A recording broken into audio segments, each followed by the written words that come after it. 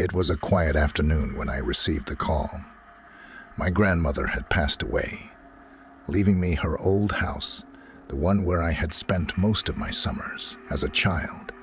The house held memories, not all of them pleasant, but it was home, and I decided to move in. From the outside, the house was a picture of suburban perfection, complete with white picket fences and a lush green lawn, but its seemingly innocent facade masked the haunting secrets it held within. As a child, I had always been petrified of the basement.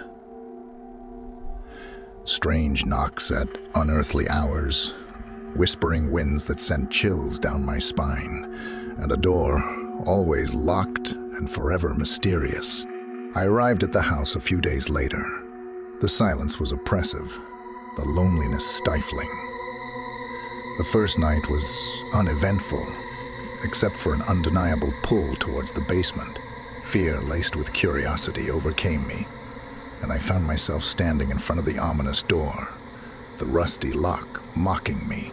Determined to confront my childhood fears, I embarked on a mission the next day to find someone who could pick the lock.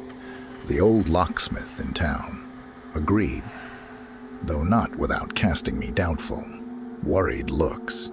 Dismissing his concerns as mere superstitions, I invited him over.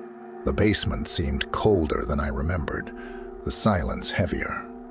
As the locksmith worked on the lock, I could feel a growing sense of unease.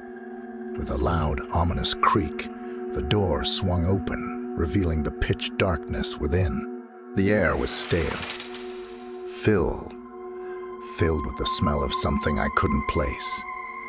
Turning on the light revealed a sight that left me paralyzed. The room was filled with shelves that housed hundreds of small bones. They were neatly arranged, almost obsessively, varying in shapes and sizes. A cold wave of dread washed over me when I noticed a few that were unmistakably human. The sight of a small, fragile skull, no bigger than a child's, shook me to my core. A brass plaque beneath it read, "Never forget." The locksmith, having regained his composure, blanched at the sight and scampered up the stairs, leaving me alone in the room. A thick silence filled the room, and then the door shut with a slam that echoed in the silent house. The room was plunged into darkness. Fear clawed at me, urging me to flee, but my feet were cemented to the spot. The whisper started then, a low murmur that seemed to emanate from the very walls. The bones around me felt alive, watchful.